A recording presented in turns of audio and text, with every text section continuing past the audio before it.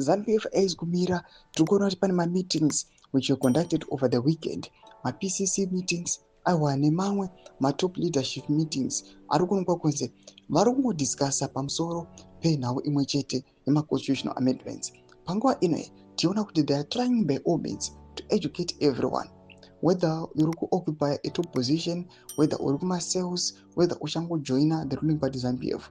Muri Zimbabwe chakachaya panguva ino ZANU-PF haisi kuita zvekutamba. It is spending each and every cent rainayo kuita kuti nhau yemaconstitutional amendments ive successful. Zanapena mashoko ari kubuda panguva ino tiona kuti ZANU-PF it is activating its structures to support constitutional amendments.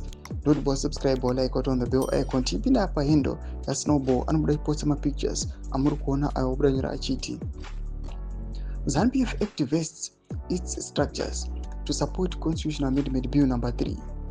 ZANU-PF announced that 10 legal affairs secretaries will be trained to strengthen capacity ahead of the forthcoming parliamentary debate. No more noise and no getari slogan nearing Comrade Machacha, National Political Commissar. Doma developments are panguva ine are ahead of the parliamentary debate. Iri kuonekwa kunzi iri kuzotevera pamazuva ari kuuya.